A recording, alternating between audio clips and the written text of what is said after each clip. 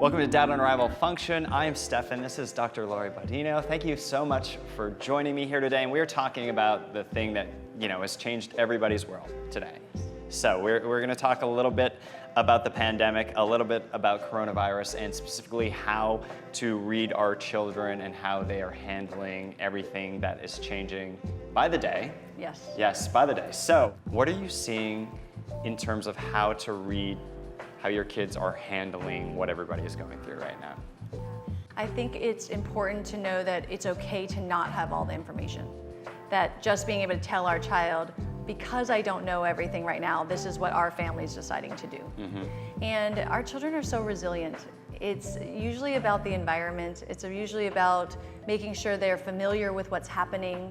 So you might be getting a lot of questions from your children of what's going on, or you might see a lot of repetitive movements. Maybe they're walking in circles. Maybe they're pacing. They're pacing. Maybe you might be noticing some consistency or continuation of the same ideas. Like they want to read the same books, they want to watch the same show, they want to play the same way. Yes, seeing the same shows, wanting to read the same book. Yeah, what a beautiful, they're so amazing. Children are showing us that they would like some predictability, they would like some consistency, they would like to master what's going on. There's so much mastery going on. And mastery is such an important way to feel empowered, to get that win, right? They feel like that win, like I can know what's about to happen. Right. So we do our best to give them those things.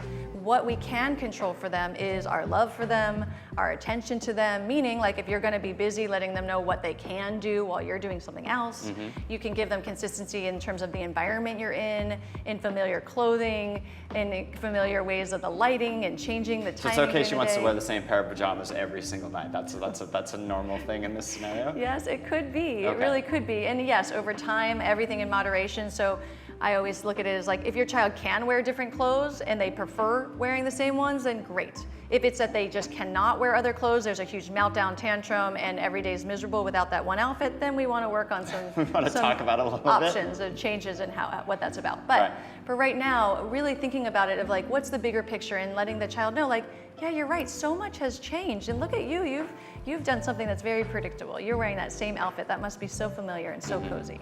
What about milestones? Indy just recently turned 6 in the middle of this, and we did the best thing we could to throw her little birthday party with her closest of close friends, and we did the social distancing thing. How do you see the kids coping with going through milestones that aren't what they expected them to be? Well, I think that, again, children are so resilient and there are so many ranges of children. So there are children that are feeling a lot of anxiety, a lot of fear around what's going on. And so that can stir up in our children. And we see some things in terms of a child being more clingy, more needy, or a child being very silly and off the cuff, maybe it might seem inappropriate, or they might be louder than usual, right? Or you might see a child who's more isolated, kind of on their own, doing things separate. So there's a lot of different scenarios, right? Or big tantrums happening. So a bunch of options, but what's important is to look at your own child, and then how do we differentiate our own stressors from our child's, right? Which is really hard to do. They get mixed together a lot, really hard to do. And it's okay for our children to have feelings. So if our child is feeling like, oh, I'm really upset that I didn't get the party I wanted or the event I wanted, we can acknowledge that and say, yeah, you're right. There's nothing wrong with that. And being actually disappointed. Right, and just being disappointed. Again, the feeling comes in and it goes out and we work through it and they will survive. It's not to minimize that experience. However, it's to normalize that we all have those feelings. So you could even acknowledge that oh yeah, I was really bummed because I was supposed to do whatever you were supposed to do. Oh yeah, there's been some disappointments, without a doubt. There have been some Totally. things that we were supposed to do that didn't happen. Totally, and because you're allowing that moment, sometimes there's a fear in parents, well, if I lean into the upset and I say, yeah, you're disappointed and we're all crying right now, what if we never stop? What if they're just gonna cry always and be disappointed always? Or even that intolerance that a parent can feel of if they're seeing their child upset, they just want them to snap out of it and be but you don't realize how fortunate you are. You could be so much worse. We're trying to cram it into them. I'm guilty of this. Totally, exactly. I am too, and I work in this. That being said, it's that when we allow them to have the feeling, it actually goes away. And they realize they can express it and they can engage with it, and then they can have millions of other feelings. So then we're not internalizing those things back and holding them in and having them affect us long term. Yeah. Now, of course, this is not diagnostic or this is not prescriptive. If you have a child that's doing this for more days than not, there are support out there. This is what I do for a profession. There are many other psychologists and developmental specialists that you can get help and really find some really wonderful tools to help your individual child. Now let's talk about the future. I know everybody's like parents we're all thinking about, okay, when is school going to start again?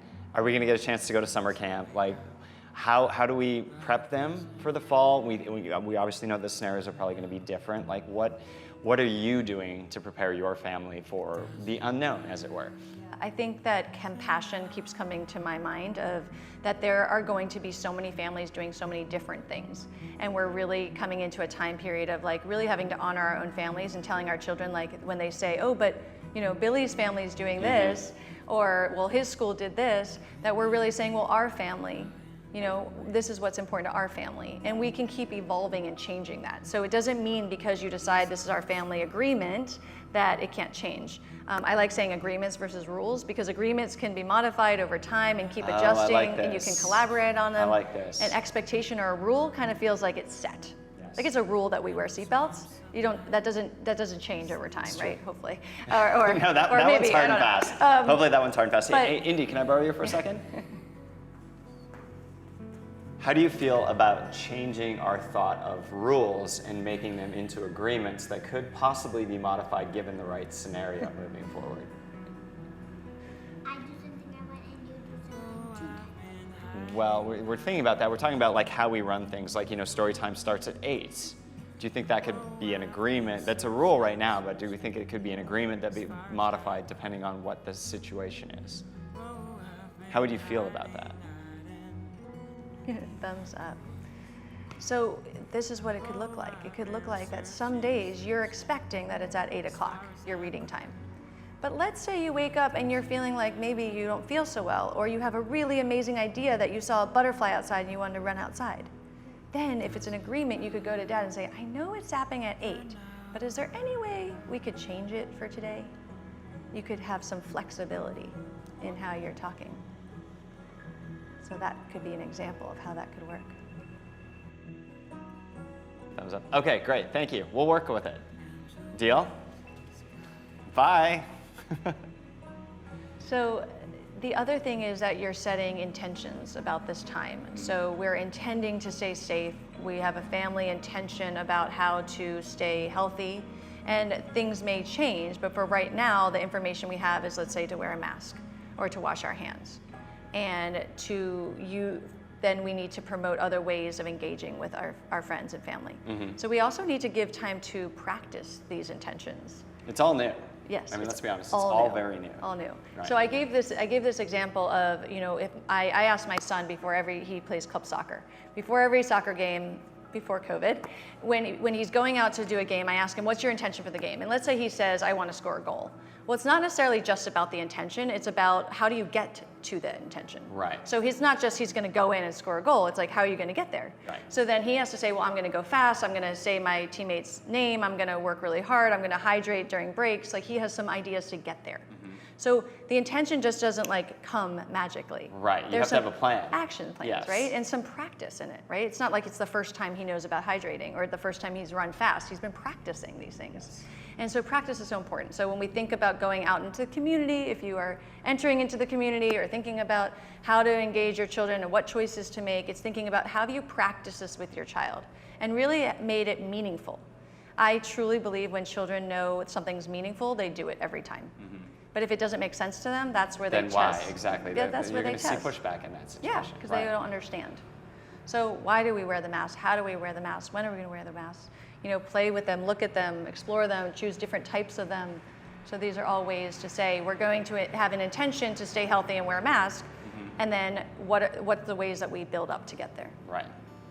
So I love the intentionality of it, and I love how that provides us the workflow into like you said, actually accomplishing that intention as a way to do it.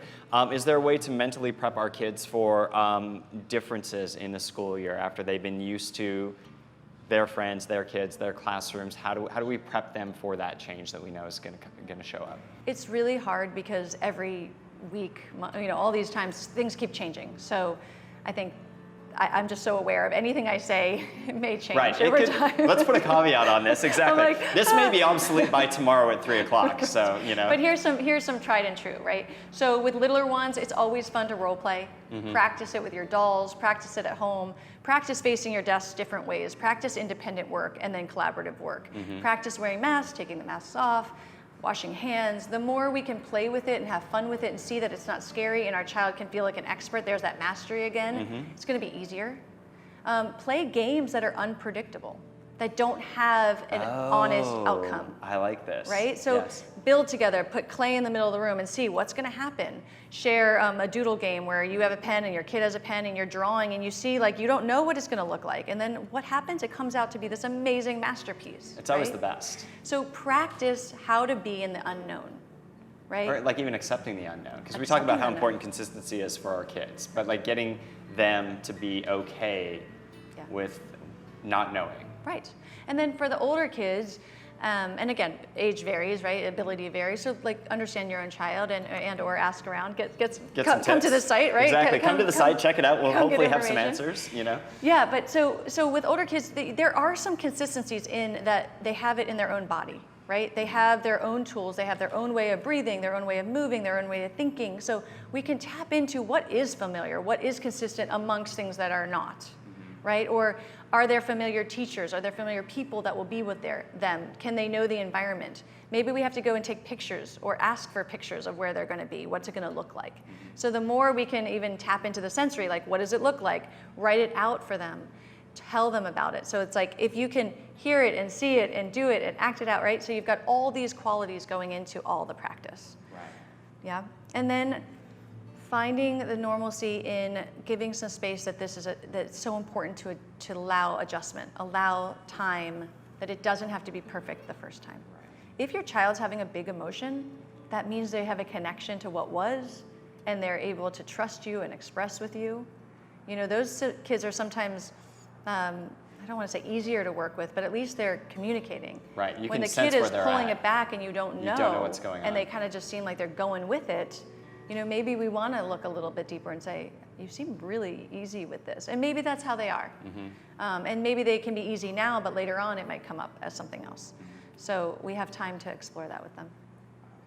So many good things to unpack. I hope it gets better for everybody. I really do. I hope we get back to normalcy in some way, shape, or form. Dr. Lori Bardino, thank you so much for joining us here on Dad and Rival Function. As always, any questions or comments, let us know. Give us some ideas for some future topics. And you know, one of these days, we're actually going to do one of these things live, if you're up for it. Always up for it. And take questions from people on the fly. So thanks for joining us on Dad and Rival Function, and we will see you on the next one.